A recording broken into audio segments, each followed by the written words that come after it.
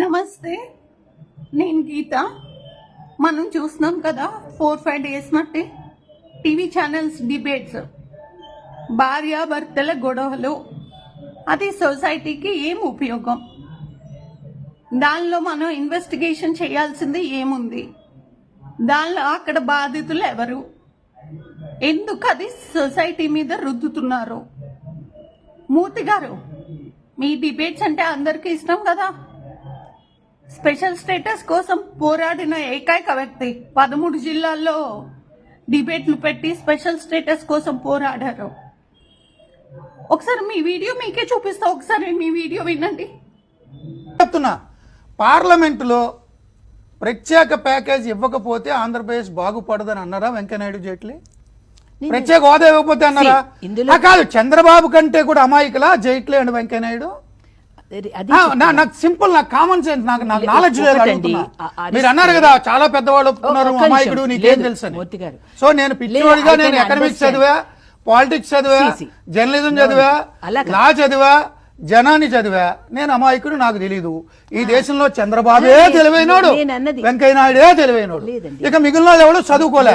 మీ ఇద్దరు ఏది చెప్తారు మేము వినేయాలి, మీ ఇద్దరు ఏది చెప్తారు మేము వినేయాలి. చంద్రబాబు ఎవడు ఒప్పుకోవడానికి, బీజేపీ ఎవరు ఒప్పించడానికి అంటున్నా. పార్లమెంట్ లో చేసిన ప్రకటన రాష్ట్ర విభజన సమయంలో ప్రధాని ప్రకటించాడు. Who is Chandrababu? మీరు కన్విన్స్ చేస్తే అయిపోద్దా? Who is BJP? మీరు ఒప్పించేస్తారా? మీరు ఒప్పేసుకుంటారా? 5 కోట్ల మంది జనం దరిద్రులా? అప్పుడు ఏమైపోయారు మీరు? ఎవరు మీకు తెలియదేమో. మీరు ఎక్కడున్నారు అప్పుడు? 2014 మూర్తి అనేవాడి డిబేట్లు మీకు తెలుసా? తెలుసు. చంద్రబాబు నాయుడు ప్రెస్ మీట్ పెట్టినప్పుడు చంద్రబాబు నేను క్వశ్చన్ చేశా.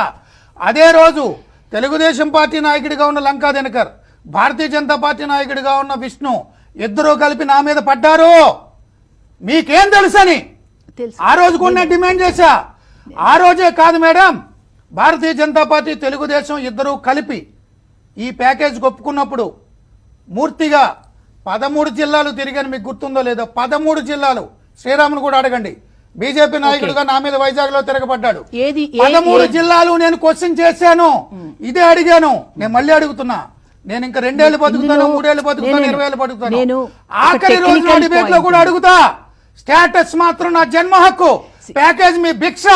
చంద్రబాబు ఒప్పుకున్నా, మీరు ఒప్పుకున్నా, మీరు మోసం చేశారు. మళ్ళీ చెప్తున్నా. విన్నారు కదా, మీ వీడియోలో ఏం చెప్పారు?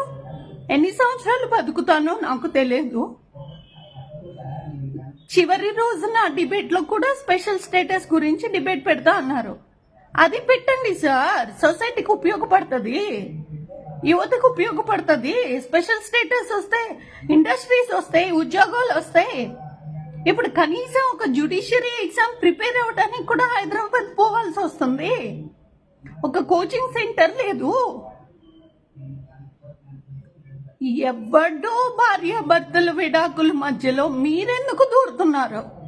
మీరు దాన్ని సోషల్ ఎలిమెంట్ చేసి టీవీలో డిబేట్లు ఎందుకు వేస్తున్నారు?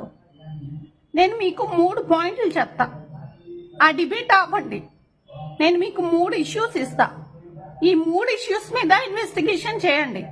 మీరు చెప్పారు కదా నేను జర్నలిజం చదివా, లా చదివా, పాలిటీ చదివా. జర్నలిజం చదివారు, ఇన్వెస్టిగేటివ్ జర్నలిజం మీకు ఇష్టం. ఒకటి, నేను మీకు 3 పాయింట్లు ఇస్తా. ఒకటి, స్పెషల్ స్టేటస్ డిబేట్ పెట్టండి. 2, ఆంధ్ర యూనివర్సిటీలో డిస్పెన్సరీలో ఆక్సిజన్ లేక బీటెక్ చదివే మణికంఠ చనిపోయాడు. మా ఆంధ్ర యూనివర్సిటీకి ఫండ్స్ రిలీజ్ చేయించి అన్ని ఫెసిలిటీస్తో మాకు డిస్పెన్సరీ రెడీ అయ్యేలాగా చేయండి. 2, ఒకటి special status, 2 Andhra university dispensary with facilities, అన్ని ఫెసిలిటీస్.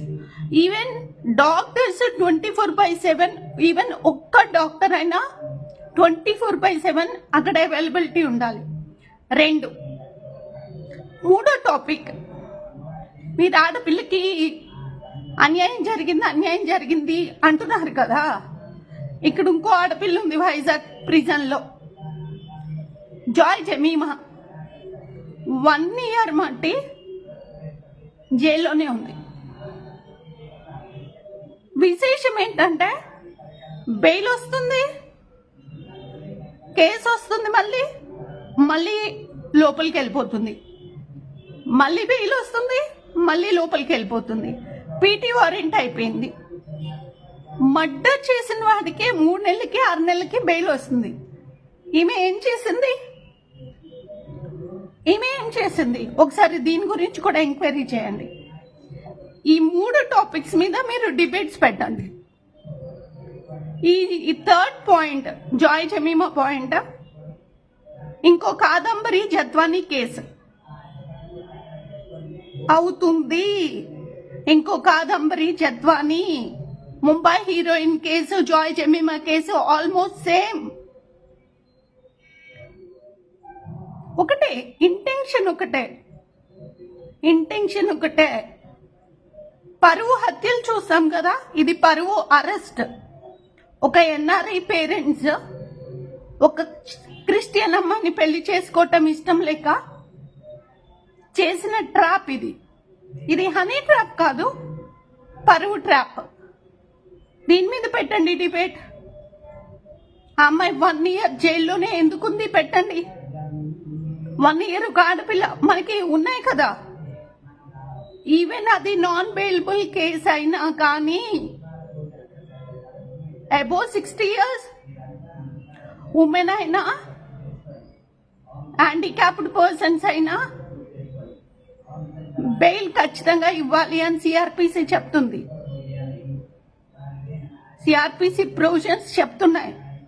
కానీ ఆ అమ్మాయికి బెయిల్ ఎందుకు రావట్లేదు? ఉమెన్ కదా, ఉమెన్ గ్రౌండ్స్ మీద బెయిల్ రావట్లేదు. మీరు దీని మీద డిబేట్ పెట్టండి. 1 ఫాస్ట్ స్పెషల్ స్టేటస్, 2 మా వైజాగ్ లో మణికంఠ చనిపోయాడు, ఆక్సిజన్ సిలిండర్ లేక.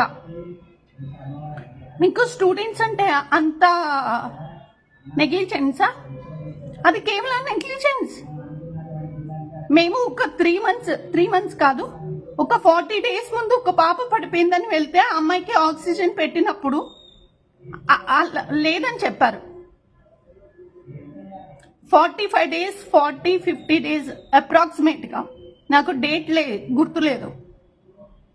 అప్పుడు మేము అడిగాము, ఒకవేళ సీరియస్ అయితే ఎలా కానీ క్వశ్చన్ చేసాం మేము ఆ రోజు. 2 స్పెషల్ స్టేటస్, ఎందుకంటే మన ఎంపీలతోనే సెంట్రల్ గవర్నమెంట్ ఉంది, మన సపోర్ట్ తోనే. ఇప్పుడు చేయండి రాజీనామా. జగన్ గవర్నమెంట్ ని క్వశ్చన్ చేశాం కదా మనం మీడియాలో, వంగుతున్నాడు వంగి దండాలు పెడుతున్నాడు అని. మీరేం చేస్తున్నారు ఇప్పుడు? మీరెందుకు అడగట్లేదు స్పెషల్ స్టేటస్? ఎవడాడు? భార్యాభర్తల గొడవలు తీసుకొచ్చి మీడియాలో పెడతారేంటి? ప్రతి భర్తల గొడవ తీసుకొచ్చి పెట్టండి మీడియాలో. అడగండి, స్పెషల్ స్టేటస్ అడగండి, మా మణికంఠకి న్యాయం చేయండి. మీరు ఆడపిల్ల అని అంత బాధపడిపోతున్నారు కదా. ఒక ఆడపిల్ల క్రిస్టియన్ అమ్మాయి అని ఇష్టం లేక ఎన్ఆర్ఐ పేరెంట్స్ చేసిన కుట్రలో ఆ అమ్మాయి సంవత్సరం మట్టి జైల్లోనే ఉంది. మీడియాలో వచ్చిన ప్రతిదీ నిజమని నమ్మకండి, మీడియాలో చెప్పిందంతా నిజమని నమ్మకండి. ఆ 3 మీద డిబేట్లు పెట్టండి. మీరు ఆపండి ఇంకా ఆ డిబేట్స్. విని చిరాకు దొప్పుతుంది. సొసైటీకి ఉపయోగపడేది పెట్టండి. మీ డిబేట్ మీరే ఒకసారి వినండి. అప్పుడు మూర్తి ఏం మాట్లాడారు, ఇప్పుడు ఎందుకు మాట్లాడట్లేదు? నమస్తే.